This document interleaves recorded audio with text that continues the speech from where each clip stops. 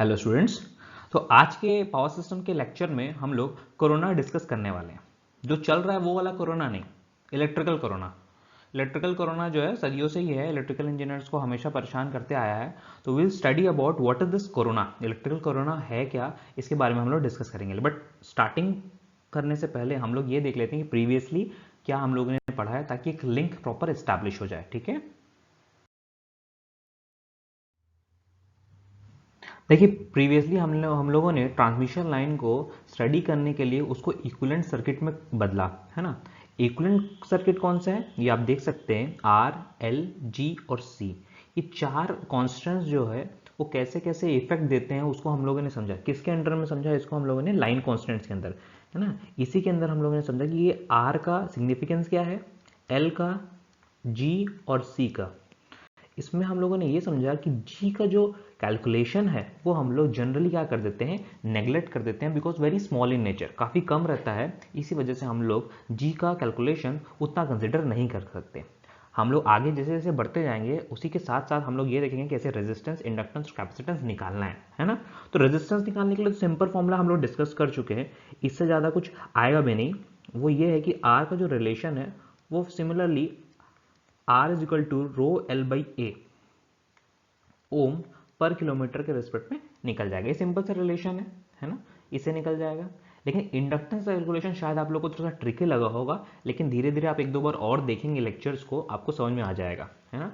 तो हम लोगों ने इंडक्टेंस जो निकाला, सबसे पहले ये निकाला कि भैया ये इंटरनल इंडक्टेंस क्या है ना।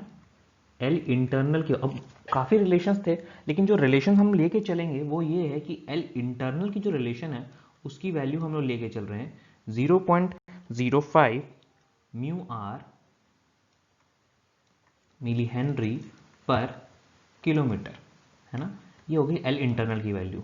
सिमिलरली एल एक्सटर्नल की वैल्यू कितनी हो जाएगी, 0.2 एल एन, यानी कि natural logarithm D by R milli henry per kilometre. अब जब हम लोग इन दोनों को सम कर देते हैं तो हम लोग को क्या निकल के आता है, एल टोटल। इसकी वैल्यू क्या होती है, 0.2 L N D by R dash milli henry per kilometer. This one is more important, है ना। एल टोटल की वैल्यू कितनी है, 0.2 L N D by R dash milli henry per kilometer. And finally हमने क्या निकाला, inductance of a single phase two wire line, है ना। Single phase two wire line के लिए जो हम लोगों ने इंडक्टेंस निकाला उसकी वैल्यू कितनी आई, 0.4 L N D by R dash milli henry per kilometre. और ये आर डैश ही क्या है, आपका GMR है, जिसकी वैल्यू कितनी होती है, 0.7788 टाइम्स ऑफ आर, है ना। ये छोटा सा रिवीजन हो गया है, अब थोड़ा सा और इसके आगे चलते हैं हम लोग। तो कोरोना को डिस्कस करने से पहले हम लोगों को ये समझना पड़ेगा कि ज्योमेट्रिक मीन डिस्टेंस क्या होता है। ये कॉन्सेप्ट बहुत ज़रूरी है कोरोना और उसके आगे के टॉपिक्स को समझने के लिए। तो GMD क्या होता है, GMD is the effective distance up to which mutual flux linkage occurs, up to which mutual flux linkage occurs. ये ज्योमेट्रिक मीन डिस्टेंस यानी GMD कुछ प्रकार से GMR की तरह ही है। GMR की जब हम लोग बात करते हैं तो वहां हम लोग किसकी बात करते हैं, सेल्फ फ्लक्स लिंकेजेस की बात करते हैं। लेकिन हम लोग यहां पर किसकी बात कर रहे हैं, GMD की बात कर रहे हैं। GMD is the effective distance up to which mutual flux linkages occurs, है ना।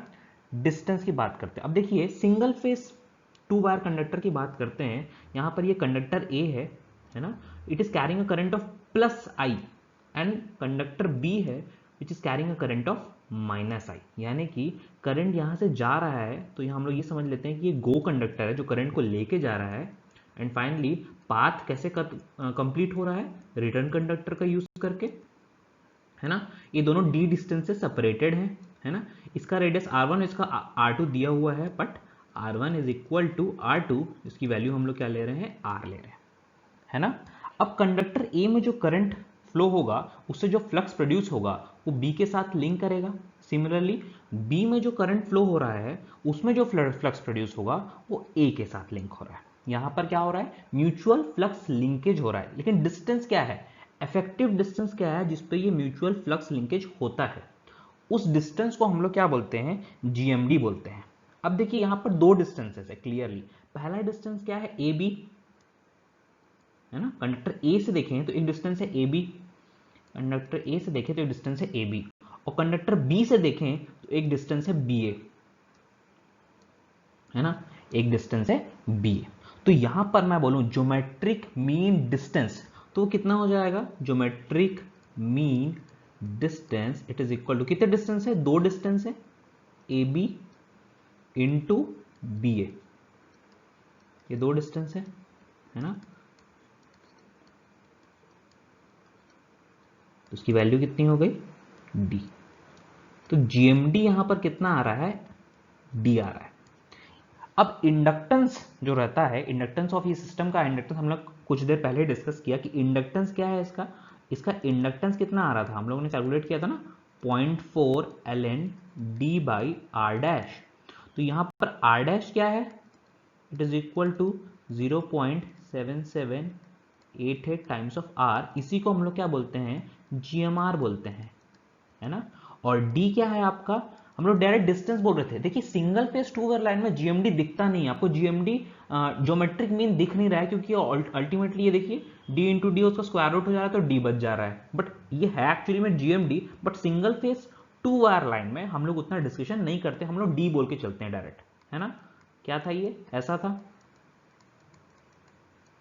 है ना। तो ये था आपका जीएमडी और दिस वन इज आपका जीएमआर।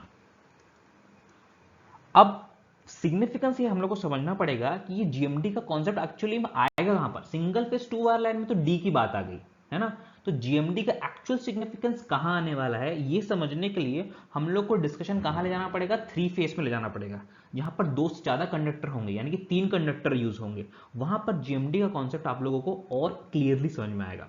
यहां आपको क्लियरली समझ में आ गया होगा कि जीएमडी क्या है, it is the effective distance up to which mutual flux linkage, यहां पर किसकी बात होगी, जब म्यूचुअल फ्लक्स लिंकेज की बात होगी तो हम लोग किसका कॉन्सेप्ट लाएंगे, जीएमडी का कॉन्सेप्ट लाएंगे, ठीक है। नेक्स्ट चलते हैं थ्री फेज के ऊपर, थ्री कंडक्टर की बात करते हैं। देखिए जीएमडी का कॉन्सेप्ट अब हम लोग three phase three wire system में समझते हैं।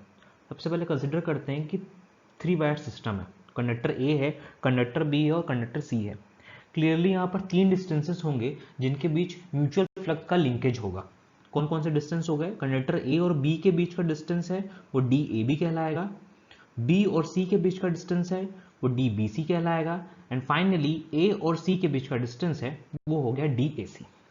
जैसे हम लोग ने प्रीवियसली किया था गो और रिटर्न का कॉन्सेप्ट, यहाँ भी वही लगाते हैं। कंडक्टर ए की बात करते हैं, कंडक्टर ए में करंट है आई, है ना, तो ये आपका गो कंडक्टर हो गया, है ना, फॉरवर्ड कंडक्टर भी बोलते हैं उसको। तो इसके लिए रिटर्न कंडक्टर्स कौन से होंगे, बी और सी, ये दोनों ही उसके लिए रिटर्न कंडक्टर की तरह बिहेव करेंगे।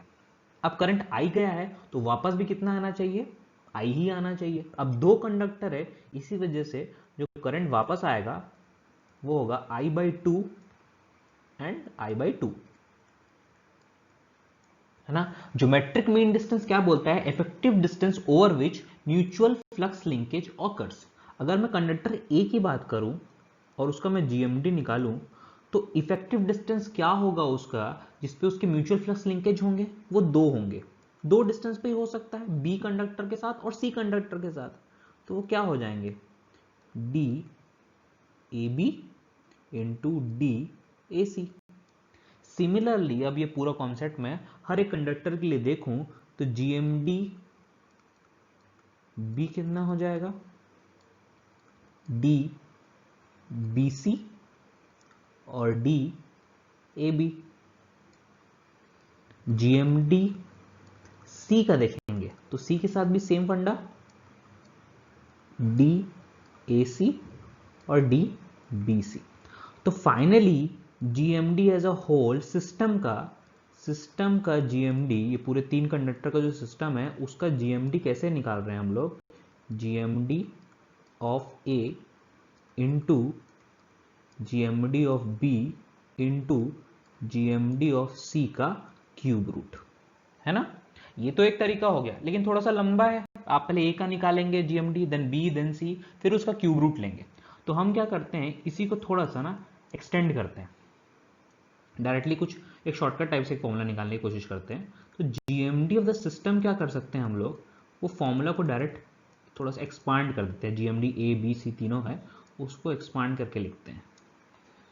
अब यहाँ पर पहले तो हमने क्यूब रूट लिया था क्योंकि तीन ही वेरिएबल्स थे। अब हम लोग क्या करेंगे, 6 वेरिएबल्स लेके चलते हैं। जो डिस्टेंस आपको दिया है पूरा डिस्टेंस लिख लेते हैं, D A B, D A C, D B C, D A B, और क्या दिया हुआ है सी का, D A C, D B C. 6 variables हैं, 1 2 3 4 5 एंड 6। तो ये कितना हो जाएगा, यहाँ पर 6 टाइम्स हो जाएगा। इसको फर्दर सॉल्व करते हैं तो हो जाएगा D A B into D B C into D A C का स्क्वायर हो गया, 6 हो गया, है ना। तो ये एक्चुअली में लिखाता कैसे है आप लोगों को पता ही होगा। इसको हम लोग ऐसे लिखते हैं ना, D A B to D B C into D A C का स्क्वायर, और ये पूरा होल जो है 1/6 कहलाएगा। तो फाइनली ये क्या कहलाएगा, D A B into D B C into D A C. 2 जो है 1/6 से मल्टीप्लाई हो गया, तो ये क्या हो गया 1/3। तो फाइनली ये क्या हो गया, क्यूब रूट आपने निकाला किसका, D A B, D B C और डी ए सी का, यहाँ पर ये ए सी आएगा, है ना। तो ये डायरेक्टली आप क्या कर सकते हैं, जीएमडी ऑफ द सिस्टम निकालने बोल रहे हो, जितने डिस्टेंसेस दिए हुए हैं, 3 है तो उसका क्यूब रूट ले लीजिए, 4 है तो 4 टाइम्स ले लीजिए, 6 है तो 6 टाइम्स ले लीजिए। आप डायरेक्टली डालेंगे और आपका जीएमडी ऑफ द सिस्टम निकल आएगा। तो ये तो नॉर्मली एक आपका क्वेश्चन आया कि आपको जीएमडी निकालना है, आपको 3 कंडक्टर दिए हैं, डिस्टेंस दिया है, तो आपने जीएमडी निकाल लिया। लेकिन इसका सिग्निफिकेंस क्या आ रहा है, इसका फिजिकल सिग्निफिकेंस क्या आएगा, क्यों हम लोग ये जीएमडी निकाल रहे हैं। देखिए, हम लोग को ये इसलिए निकालना है क्योंकि हमको एनालिसिस सिंप्लीफाई करना है। अब यहाँ 3 कंडक्टर है, अब मैं चाहता हूं कि 3 कंडक्टर जो है 2 कंडक्टर में कन्वर्ट हो जाए, एक गो कंडक्टर और एक रिटर्न कंडक्टर। इसीलिए मैं उसको चेंज कर रहा हूं। इसको मैं क्या कर रहा हूं, एक गो कंडक्टर में और एक रिटर्न कंडक्टर में। ये 3 कंडक्टर का जो सिस्टम है, ये वाला, ये 3 कंडक्टर का जो सिस्टम है, उसको मैं किस में बदल रहा हूं, ये इसमें गो और रिटर्न के कॉन्सेप्ट में बदल रहा हूं। अब मैं ये चाहता हूं कि जैसे इसमें करंट आई जाके I/2 रिटर्न आ रहा है ना।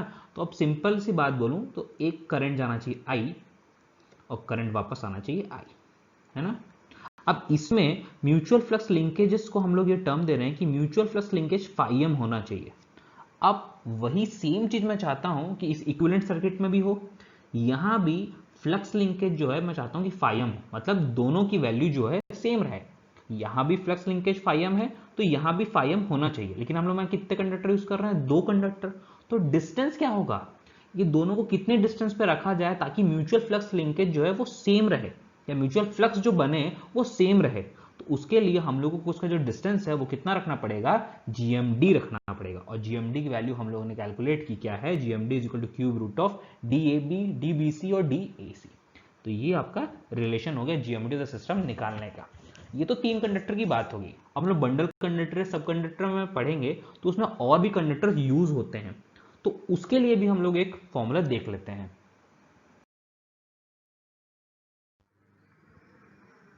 देखिए, अब सेम कंडीशन मैं n नंबर ऑफ कंडक्टर्स के लिए ला रहा हूं, है ना। ये कंडक्टर A है, ठीक है, ये कंडक्टर A है जो आपका क्या कंडक्टर है, गो कंडक्टर है ना। और उसके बहुत सारे ये जो है दिस वन, ये सब जो है वो कौन से कंडक्टर हैं, वो रिटर्न कंडक्टर है, वो रिटर्न कंडक्टर है।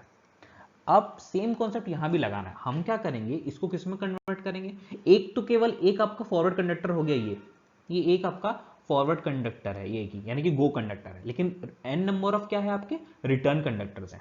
हम क्या करना चाहते हैं, फिर से वही, इसको दो कंडक्टर में ब्रेक करना चाहते हैं या इक्विवेलेंट सर्किट बनाना चाहते हैं। वो क्या है आपका, 2 कंडक्टर, एक गो होना चाहिए, एक रिटर्न होना चाहिए। तो गो रिटर्न करने के लिए ये बात ये है कि इसमें जो फ्लक्स लिंकेजेस हो रहा है, सॉरी फ्लक्स प्रोड्यूस हो रहा है φm, वही सेम म्यूचुअल फ्लक्स यहां भी होना चाहिए φm। तो ऐसा करने के लिए ये गो कंडक्टर और return conductor, go will carry current I and return will carry current I in reverse direction. है ना। तो इन दोनों के बीच में जो डिस्टेंस है वो कितना होना चाहिए, जीएमडी होना चाहिए। और यहाँ पर जीएमडी की वैल्यू कैसे निकलेगी, बस जितने डिस्टेंसेस दिए हुए हैं उनको आप लिख दीजिए और जितने नंबर ऑफ वेरिएबल्स है उतना उसका आपका रूट ले लीजिए। जैसे ये हो गया, जीएमडी ऑफ ए निकालेंगे क्या होगा, डी ए1, ये डिस्टेंस था ना, ये डिस्टेंस a1, ए से 1 कंडक्टर, ए से सेकंड कंडक्टर, ए से 3, ए से 4, ए से nth कंडक्टर, है ना, ये डिस्टेंसेस है। तो जितने डिस्टेंसेस दिए गए हैं आप उसको लिखिए और उसका nth रूट ले लीजिए, तो ये आपका ज्योमेट्रिक मीन डिस्टेंस निकल जाएगा, है ना। तो जीएमआर का जब भी बात करेंगे तो सेल्फ फ्लक्स लिंकेजेस की बात करते हैं और उसमें जो डिस्टेंस आता है आपको पता है जीएमआर में 0.7788 टाइम्स ऑफ आर आता है। वहीं जीएमडी की जब भी हम लोग बात करेंगे तो म्यूचुअल फ्लक्स की बात करेंगे, effective distance up to which mutual distance रहेगा, up to which mutual flux रहेगा, सॉरी, है ना, म्यूचुअल फ्लक्स रहेगा। तो जीएमडी ऑफ द सिस्टम के लिए आपको ये रिलेशन ये भी आपको याद रखना है। ओके,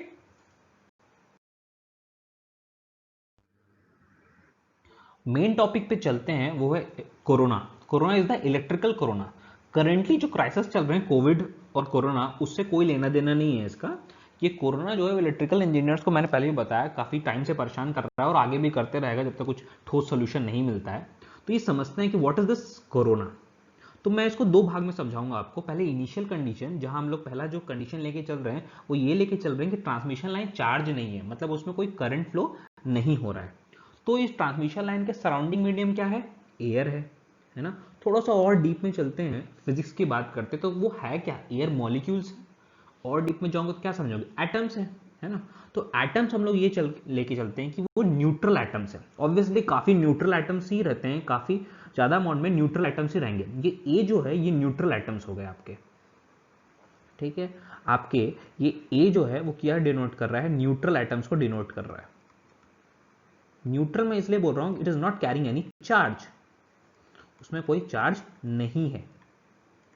वो क्या है, आप उसका देखेंगे तो एक न्यूक्लियस होगा जिसका ऑब्वियसली सेंटर जो है पॉजिटिव चार्ज होगा और it is surrounded by electron. Electrons के चारों ओर रिवॉल्व कर रहे होंगे, बट ये न्यूट्रल है, it is not carrying any charge, ये न्यूट्रल एटम मॉलिक्यूल है ना। लेकिन उसके साथ साथ कई रीजंस की वजह से क्या हो रहा है, न्यूट्रल एटम्स के साथ साथ कुछ इलेक्ट्रॉन्स भी रहेंगे which is carrying some amount of charge, कुछ इलेक्ट्रॉन्स भी रहते हैं, तो उसको भी हम लोग ले लेते हैं, ठीक है।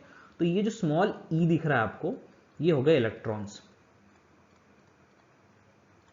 मतलब it is carrying some amount of negative charge, carrying some amount of negative charge, है ना। तो जो न्यूट्रल एटम्स है यही एक्चुअली में ब्रेक होके क्या करते हैं, यही जो न्यूट्रल एटम्स है यही जो है ब्रेक होके इसमें से इलेक्ट्रॉन्स एक जो है निकलता है। उसके रीजंस कुछ कुछ ऐसे हो सकते हैं कि सन की अल्ट्रावायलेट रेडिएशंस है, रेडियो एक्टिव रेज है और कॉस्मिक रेज है, ये सब रेडिएशंस क्या करते हैं, न्यूट्रल एटम मॉलिक्यूल को स्ट्राइक करते हैं, उसको एनर्जी प्रोवाइड करते हैं और इतना एनर्जी प्रोवाइड करते हैं कि उसका इलेक्ट्रॉन उसको खींच के निकाल लेते हैं या इलेक्ट्रॉन को उसके शेल से निकाल देते हैं, उसको ब्रेक कर देते हैं। तो इलेक्ट्रॉन जो हो जाता है वो हो जाए फ्री इलेक्ट्रॉन हो जाता है ना। तो ये प्रोसेस जो है वो चलते रहता है, UV rays, radioactive rays और भी अलग फिनोमिना की वजह से ये चलता रहता है। समझने की बात, तो कंक्लूजन ये है कि जब चार्ज नहीं फ्लो हो रहा है ट्रांसमिशन लाइन में, फिर भी उसके आसपास कुछ न्यूट्रल एटम मॉलिक्यूल्स और कुछ इलेक्ट्रॉन्स पहले से प्रेजेंट है ना। चलते हैं नेक्स्ट सिचुएशन की तरफ, जब हम लोग क्या करेंगे, ट्रांसमिशन लाइन को चार्ज करेंगे। तो ट्रांसमिशन लाइन का एक क्लोजअप व्यू लेते हैं और हम लोग क्या कर रहे हैं, पोटेंशियल डिफरेंस अप्लाई कर रहे हैं, यानी कि लाइन को चार्ज कर दिए। Transmission line is carrying current, है ना, transmission line is carrying current. अब उससे आगे बढ़ने से पहले आप एक पॉइंट ये याद रखिए कि इलेक्ट्रिक फील्ड इंटेंसिटी जो है it is proportional to operating voltage of the system, यानी कि जितना ऑपरेटिंग वोल्टेज आप बढ़ाते जाएंगे इलेक्ट्रिक फील्ड इंटेंसिटी जो है वो बढ़ती जाएगी, ठीक है। अब इलेक्ट्रिक फील्ड इंटेंसिटी जो है it is maximum at the surface of the conductor, it is maximum at surface of conductor. Conductor की जो सरफेस है वहां पर इलेक्ट्रिक फील्ड इंटेंसिटी सबसे ज्यादा होती है और जैसे जैसे आप वोल्टेज बढ़ाते जाओगे, यानी कि 220 केवी, 400 केवी, 765 केवी एंड अबव, है ना, तो इलेक्ट्रिक फील्ड इंटेंसिटी उतनी ज्यादा बढ़ते जाएगी। अब जो इलेक्ट्रॉन जो सरफेस पे है, कंडक्टर के सरफेस पे है, उसके पास जो इलेक्ट्रिक फील्ड इंटेंसिटी का इफेक्ट होगा वो कुछ ज्यादा ही होगा, जो दूर रहेंगे उन पर तो ज़्यादा इफेक्ट पड़ेगा नहीं, लेकिन जो सरफेस के पास है जहाँ पर इलेक्ट्रिक फील्ड इंटेंसिटी ज़्यादा है, वहाँ पर जो इलेक्ट्रॉन्स है, पहले से ही इलेक्ट्रॉन्स जो है उस पर जो इलेक्ट्रिक फील्ड इंटेंसिटी का प्रभाव रहेगा वो कुछ ज़्यादा ही रहेगा, और उसकी वजह से वो कुछ बहुत तेजी से मूव करेंगे। They will move at a very fast rate, काफ़ी तेजी से उन लोग मूव करेंगे। और इस फास्ट मूवमेंट की वजह से उन लोग क्या करते हैं, वो एक न्यूट्रल एटम मॉलिक्यूल को स्ट्राइक करते हैं, है ना। जो इलेक्ट्रॉन है इसके पास इतनी इलेक्ट्रिक फील्ड इंटेंसिटी की वजह से उसकी काइनेटिक एनर्जी इतनी ज़्यादा है कि वो एक एटम को, न्यूट्रल एटम को स्ट्राइक करते हैं और उसमें से एक इलेक्ट्रॉन को डिसलॉज कर देते हैं। मतलब इतनी पावर है कि भैया मारा और इलेक्ट्रॉन निकल गया, है ना, इलेक्ट्रॉन निकल गया। अब ये निकला है तो इतना तेजी से निकला है कि वो किसी और को मार दिया।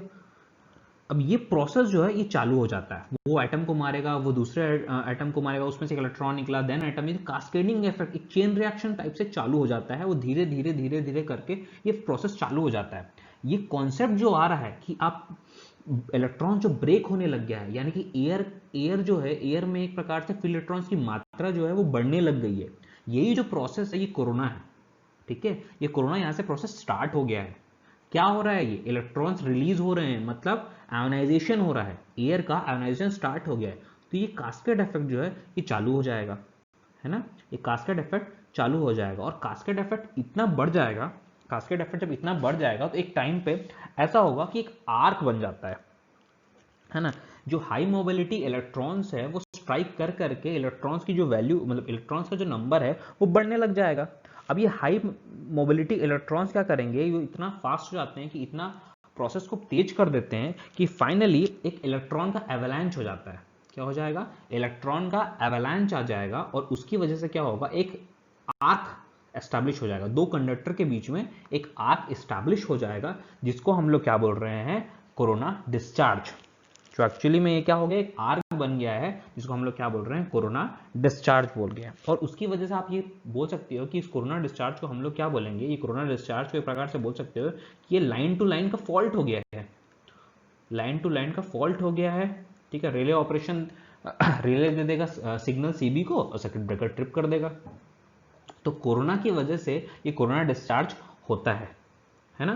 तो ये पूरा कॉन्सेप्ट था कि कोरोना क्या है, और कोरोना का अल्टीमेट क्या बोलना चाहिए, आपका रिजल्ट जो है वो एक कोरोना डिस्चार्ज है। ओके,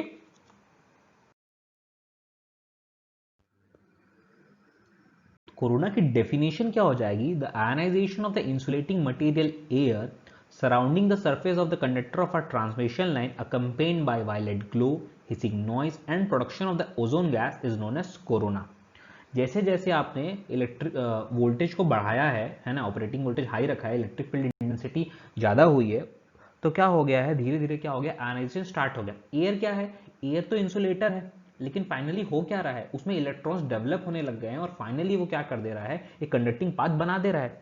मतलब जहां से आपका ये आयनाइजेशन स्टार्ट हो गया, इंसुलेटिंग मटेरियल यानी कि एयर जो है वो ब्रेक होने लग गए, उसमें इलेक्ट्रॉन्स फॉर्म होने लग गए, तो ये क्या हो गया, कोरोना का फॉर्मेशन स्टार्ट हो गया।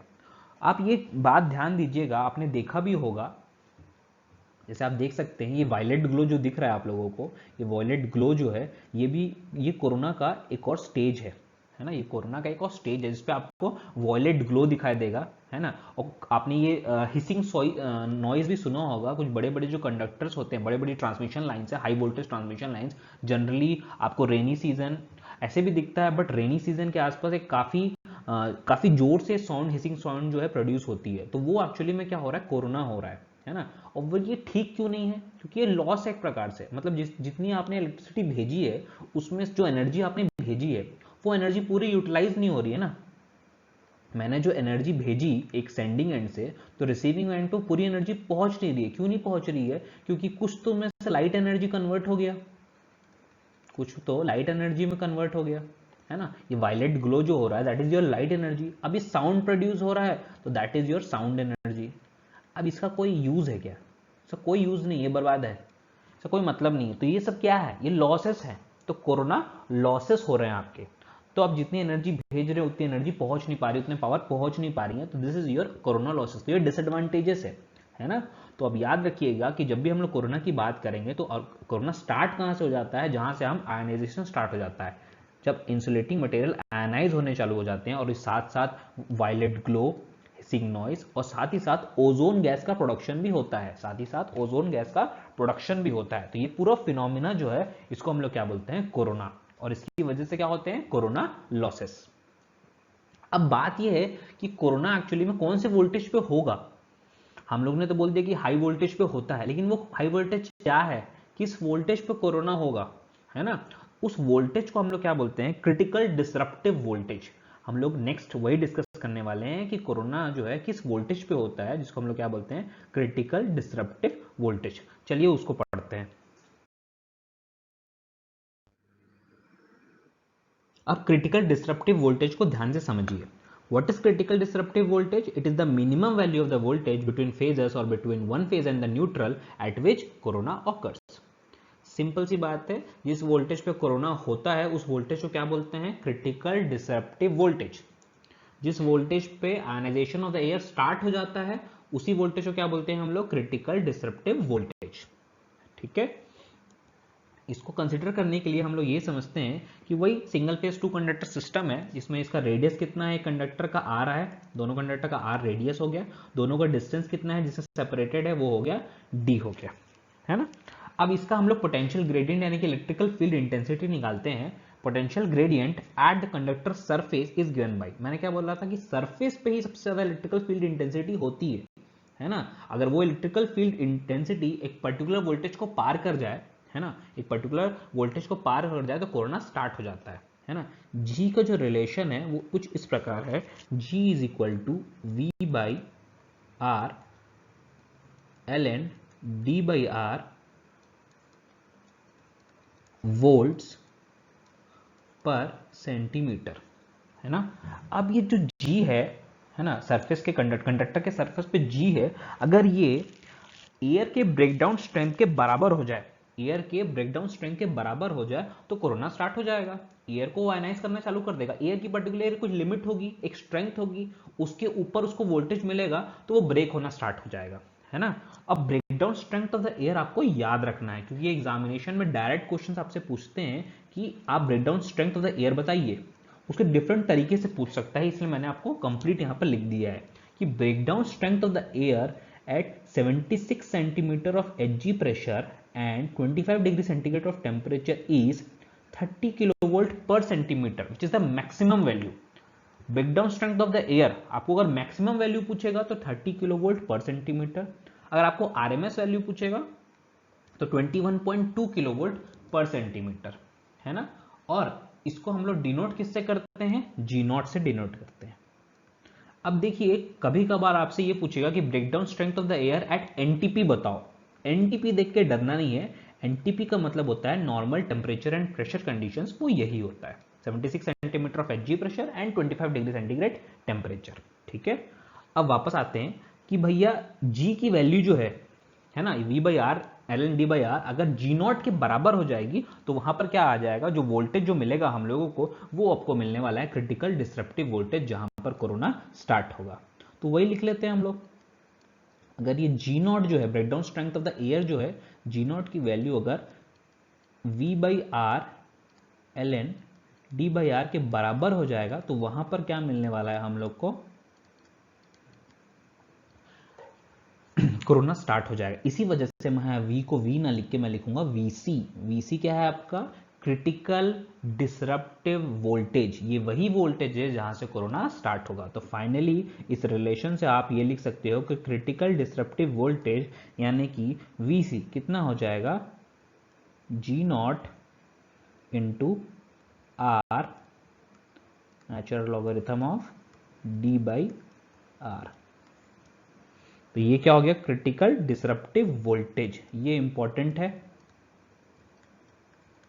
यही हम लोग को रिलेशन पता करना था कि क्रिटिकल डिसरप्टिव वोल्टेज क्या है। तो G naught into R natural logarithm of D by are.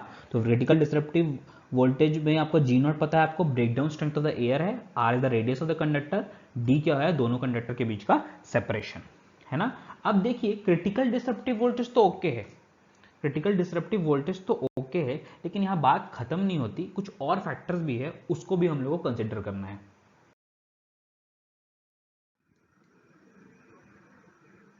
देखिए क्रिटिकल डिसरप्टिव वोल्टेज तो हम लोगों ने नॉर्मल टेम्परेचर कंडीशंस में डिराइव कर लिया, देख लिया क्या होता है।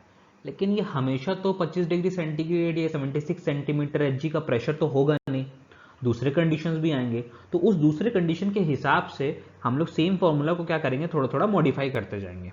ठीक है, अब पहली बात आप ये याद रखिए कि जो जी नॉट की जो वैल्यू है यानी कि breakdown strength of the air है, it is directly proportional to air density. तो एयर डेंसिटी में जो बदलाव आएगा वो किस पे रिफ्लेक्ट होगा, जी नॉट पे रिफ्लेक्ट होगा।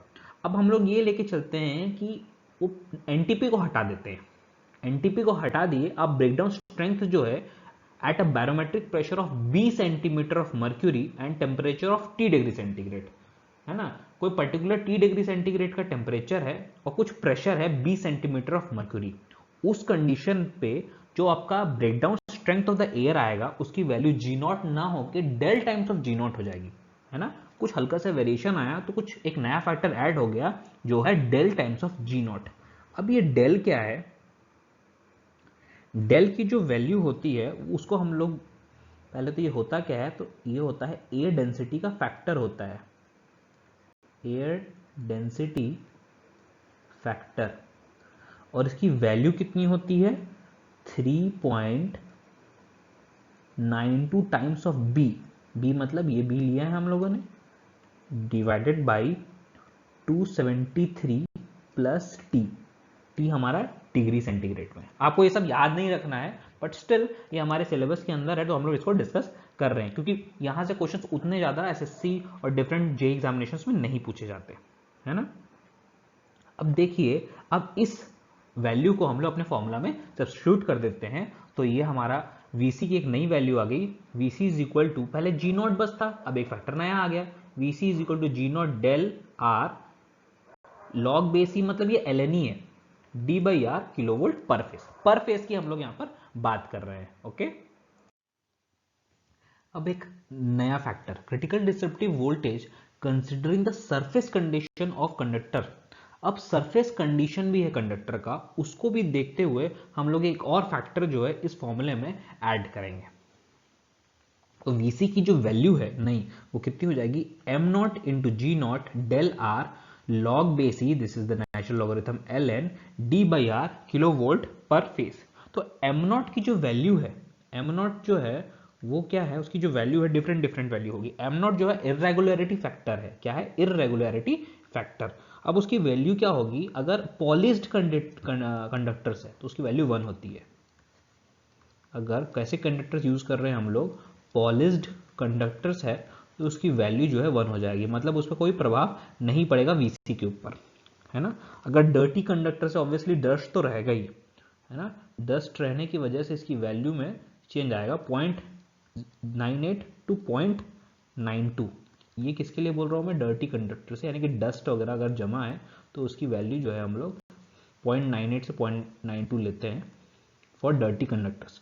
और वहीं अगर हम लोग स्ट्रैंडेड कंडक्टर्स यूज कर रहे हैं तो उसमें इरेगुलरिटी ज्यादा रहेगी, उस पर डस्ट पार्टिकल्स भी ज्यादा डिपॉजिट हो जाएंगे, तो काफी इरेगुलरिटीज होने की वजह से कोरोना जो है काफी क्लियरली आपको दिखता है ना। तो 0.87 से 0.80 के बीच में इसकी वैल्यू होती है, ये होता है स्टैंडर्ड कंडक्टर्स के लिए, है ना। तो क्या देखा हम लोगों ने, अगर breakdown strength of the air एक डिफरेंट कंडीशन पे हो, एनटीपी से एक डिफरेंट कंडीशन से हो तो आपको ये वाला फॉर्मूला यूज करना है ना। और हम लोग अगर उसमें सरफेस कंडीशन भी ऐड कर दिए तो उसमें एक और फैक्टर डल जाता है, वो आपका है एम नॉट, वो डल जाता है आपका एम नॉट, तो ये उसका रिलेशन है VC का। ओके, बात करते हैं विजुअल क्रिटिकल डिस्रप्टिव वोल्टेज की। तो जो क्रिटिकल डिस्रप्टिव वोल्टेज था उसमें हम लोगों ने क्या प्रीफिक्स लगा दिया है, विजुअल लगा दिया है ना। तो ये क्या होता है, it is the minimum value of the voltage between phases और between one phase and the neutral at which corona glow occurs along the line conductors. मैंने आपको बताया कि VC क्या है, क्रिटिकल डिस्रप्टिव वोल्टेज है जिसपे कोरोना स्टार्ट होता है, आयोनाइजेशन हो रहा है, लेकिन आपको कोरोना दिखेगा नहीं, वो आपको वायलेट ग्लो दिखेगा नहीं। उसके लिए क्या होना पड़ेगा, इलेक्ट्रिक फील्ड डेंसिटी धीरे धीरे और बढ़ती है और हायर वोल्टेजेस पे आपको क्या होगा, कोरोना दिखेगा, जो वायलेट ग्लो है, जो पर्पल ग्लो है, आपको और हायर वोल्टेजेस पे दिखेगा। वो हायर वोल्टेजेस को हम लोग क्या बोलते हैं, विजुअल क्रिटिकल डिस्रप्टिव वोल्टेज यानी कि VV। और ये याद रखिए, विजुअल क्रिटिकल डिस्रप्टिव वोल्टेज जो है वो हमेशा क्रिटिकल डिस्रप्टिव वोल्टेज से ज्यादा रहेगा। मतलब आपने कुछ वोल्टेज दिया, एक पर्टिकुलर वोल्टेज पे कोरोना स्टार्ट हो गया है, बट आपको दिखेगा कब? उसके ऊपर जाने पर। उस वोल्टेज को क्या बोलेंगे हम लोग? Visual critical disruptive voltage. इसका एक डायरेक्टली एक एम्पेरिकल फॉर्मूला है, वो ये है कि वी इज इक्वल टू, ये रिलेशन है। आपको ये याद नहीं रखना है, बस आप समझने के लिए आप समझ लीजिए कि विजुअल क्रिटिकल डिसरप्टिव वोल्टेज जो है वो क्रिटिकल डिसरप्टिव वोल्टेज यानी वीसी से ज्यादा होता है। ठीक है।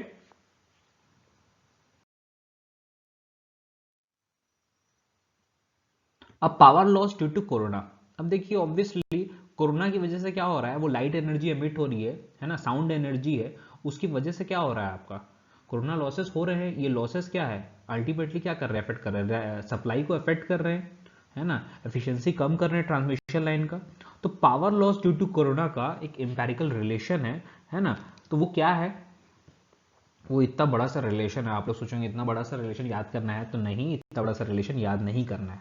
आपको ये बस याद रखना है कि क्रिटिकल डिसरप्टिव वोल्टेज जब भी एक्सीड होगा, मतलब आप वोल्टेज को क्रिटिकल डिसरप्टिव वोल्टेज से बढ़ाएंगे तो पावर लॉस होता है, और पावर लॉस का रिलेशन ये है ना। आपको बस ये याद रखना है कि power loss due to corona जो होता है, corona, it is directly proportional to F plus 25। At least ये रिलेशन आप लोगों को याद रखना है। यहां से आप कुछ नॉर्मल चीजें समझ सकते हैं, याद रखने की बात नहीं, कि जैसे आप डायरेक्टली प्रोपोर्शनल आप देख सकते हैं कि P जो है directly proportional to root of R है, मतलब डायरेक्टली प्रोपोर्शनल है।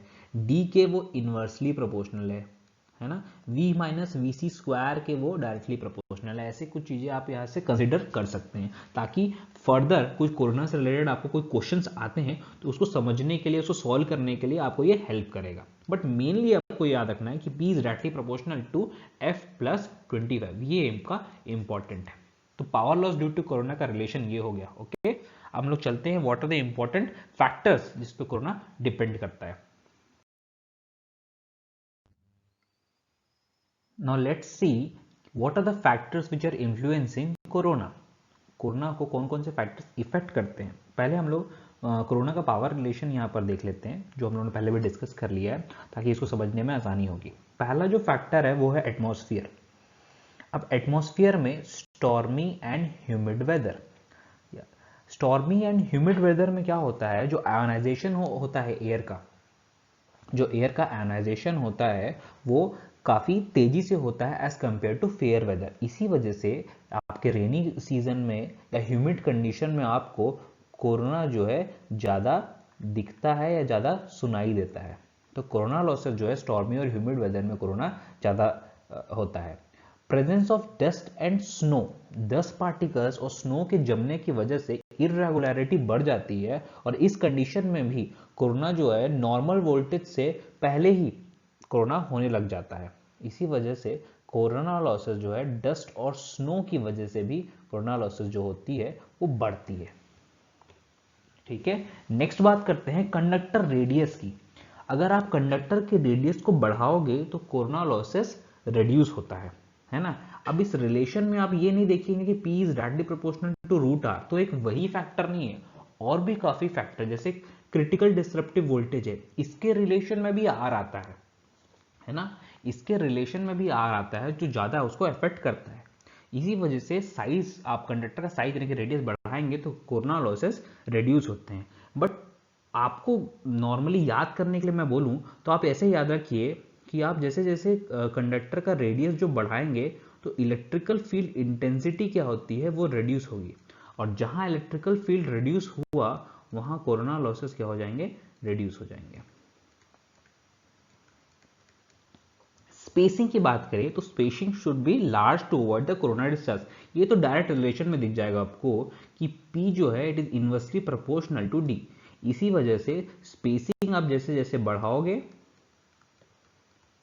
तो कोरोना लॉसेस क्या हो जाएगा, रिड्यूस हो जाएगा। सरफेस कंडीशन की बात करें तो rough and irregular surface will give more corona losses.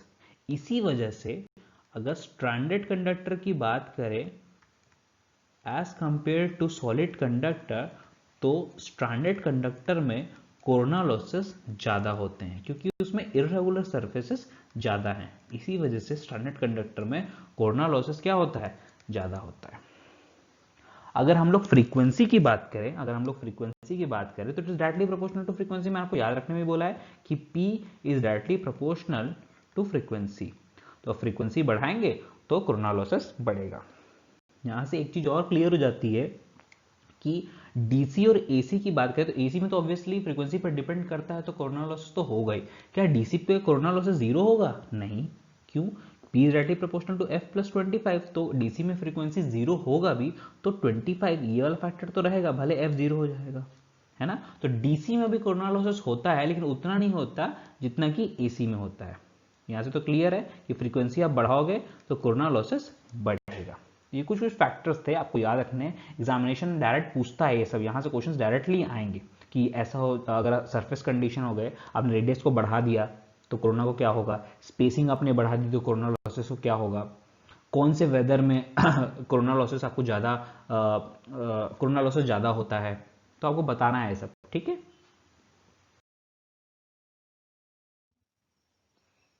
Corona के एडवांटेजेस एंड डिसएडवांटेजेस देख लेते हैं। सोचने वाली बात है कि कोरोना के एडवांटेजेस भी हैं, हाँ यहाँ तो है, इलेक्ट्रिकल के केस में तो है कि कुछ एडवांटेजेस है। क्या है कि it acts the safety valve against direct lightning strokes and it also reduces the steepness of the surges.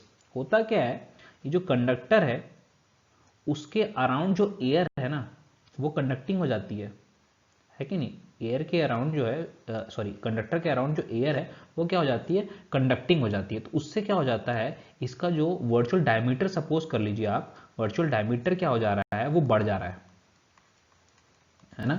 Diameter जो है वो बढ़ जा रहा है। तो हम लोग ये सोचा कि electric field intensity at the surface of the conductor is maximum, है ना। अभी क्योंकि यहाँ पर जो सरफेस ऑफ द कंडक्टर है वर्चुअली आप थोड़ा सा बढ़ गया है, इसी वजह से जो इलेक्ट्रोस्टैटिक स्ट्रेस पहले जो डेवलप होता था वो अब कोरोना की वजह से वो डेवलप नहीं हो पाएगा कंडक्टर के सरफेस पे, क्योंकि उसके आउटर सराउंडिंग किसकी आ गई है, एयर की सराउंडिंग आ गई है जो कंडक्टिंग है, जो कि कंडक्टिंग है ना।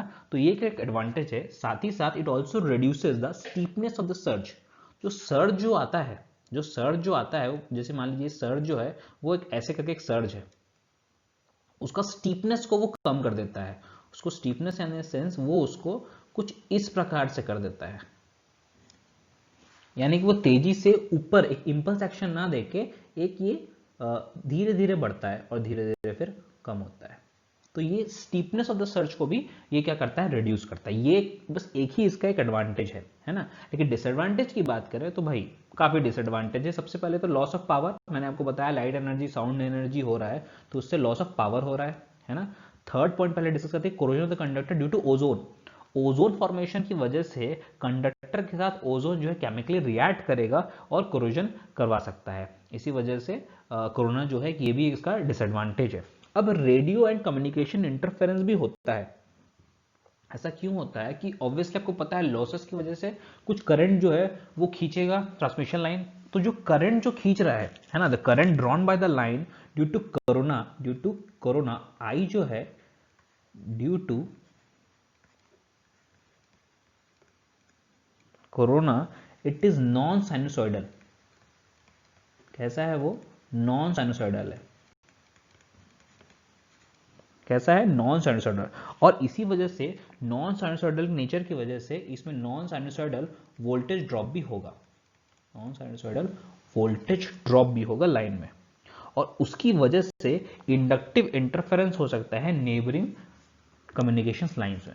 अब उसमें जो फ्लक्स प्रोड्यूस होगा, नॉन साइनसॉइडल फ्लक्स जो प्रोड्यूस होगा वो नियर बाई जो आपके टेलीफोन लाइंस है ना, ये कम्युनिकेशन लाइंस है, उसके साथ वो रिएक्ट करेंगे, उसके साथ लिंक करेंगे और उसकी वजह से क्या होगा, कम्युनिकेशन में एक इंटरफेरेंस आएगा। आपने सुना भी होगा पुरानी जो लैंडलाइंस रहती थी वो रेनी सीजन के दौरान पे जो प्रॉब्लम नहीं क्रिएट करती थी, हिसिंग साउंड आता था, वो क्या है, वो यही है आपका रेडियो एंड कम्युनिकेशन क्या है, इंटरफेरेंस। वो मेनली क्यों होता था, आपके रेनी सीजन में होता था। और ऑब्वियसली क्यों होता था, क्योंकि रेनी सीजन में कोरोना का जो इफेक्ट है वो काफी डोमिनेंट रहता है। ठीक है, तो ये आपके एडवांटेजेस और डिसएडवांटेजेस थे अबाउट कोरोना। देखिए फैक्टर समझ में आ गए तो रिडक्शन ऑफ कोरोना लॉसेस में तो कोई प्रॉब्लम रहेगा ही नहीं। आपको पता है आपको कैसे कोरोना लॉसेस रिड्यूस करना। एटमॉस्फेयर तो आपके हाथ में नहीं है ना, वो तो ऊपर वाला चाहेगा तभी कोरोना लॉसेस कम होगा, है ना। नॉर्मल कंडीशन रहे, ज़्यादा स्टॉर्मी और वेदर रेनी कंडीशन ना आए तो कोरोना लॉसेस कम रहेंगे।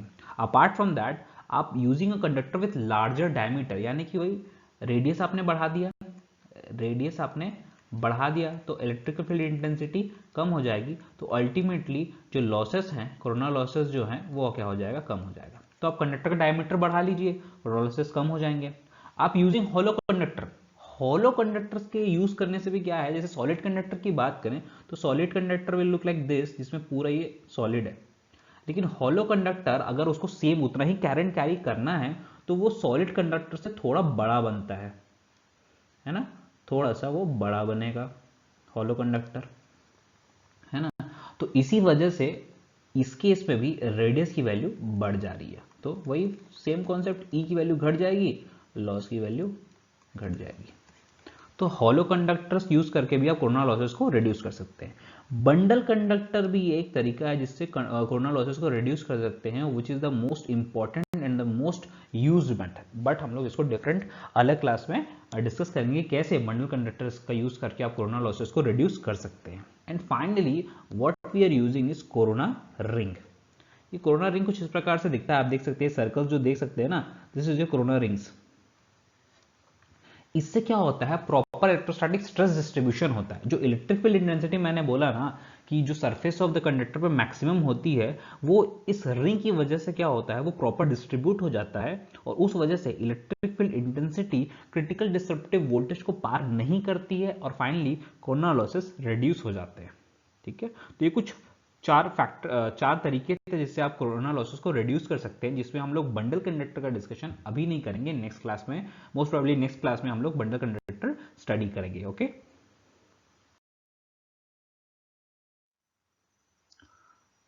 So this was all about corona, and यहाँ पर हमारा कोरोना का टॉपिक खत्म होता है। तो हम लोगों ने जो न्यूमेरिकल इतने सारे फॉर्मूले पढ़े हैं, उसमें आपका मोस्ट इंपॉर्टेंट फॉर्मूला है जो आप लोगों को याद रखना है, वो है P is directly proportional to F plus 25। इससे क्वेश्चंस आपको मिल जाएंगे कोरोना से। बाकी जनरली जो क्वेश्चंस कोरोना से आते हैं वो थ्योरेटिकल पे ही रहते हैं।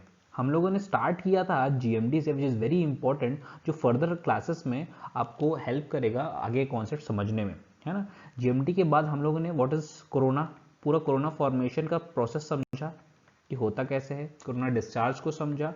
देन इसी के बाद हम लोगों ने इसके डिफरेंट डिफरेंट फैक्टर्स समझे, है ना, जिसके अंदर हम लोगों ने क्या पढ़ा, क्रिटिकल डिस्रप्टिव वोल्टेज पढ़ा, विजुअल क्रिटिकल डिस्रप्टिव वोल्टेज पढ़ा, है ना। We also read what are the factors, कौन कौन से फैक्टर्स रिस्पॉन्सिबल है कोरोना के लिए, उसमें काफी फैक्टर्स हमने डिस्कस किए। We learn about the power losses, power loss जो होता है कोरोना की वजह से, उसका रिलेशन भी समझा, और उसी रिलेशन से आपको हम लोगों ने क्या याद रखना है, ये वाला relation P is directly proportional to F is plus 25, ये रिलेशन आया, तो ये भी समझा। एडवांटेजेस एंड डिसएडवांटेजेस, देखिए एडवांटेजेस का एक ही पॉइंट है, बट वो याद रखना है क्योंकि वो पूछता है ना। तो एडवांटेजेस प्लस डिसएडवांटेजेस ये भी हम लोगों ने डिस्कस किया है। At finally what are the ways to reduce corona losses. देखिए कोई भी पेपर हो, एक क्वेश्चन डेफिनेटली कोरोना से आएगा ही, एक क्या एक से अधिक भी क्वेश्चन आ जाते हैं। उसमें जो मोस्ट इंपॉर्टेंट क्वेश्चन जो आता है वो जनरली यहीं से आता है कि कोरोना को आप रिड्यूस कैसे कर सकते हैं। उसके बाद जो है वो फैक्टर्स के ऊपर क्वेश्चन आएंगे, है ना। लेकिन reduction of the corona loss एक प्राइम क्वेश्चन है जो हर एग्जाम्स में नॉर्मली पूछा जाता है ना। अब आगे के क्लासेस में हम लोग बंडल कंडक्टर के ऊपर डिस्कशन करते हैं एंड फिर आगे बढ़ेंगे। Okay, thank you.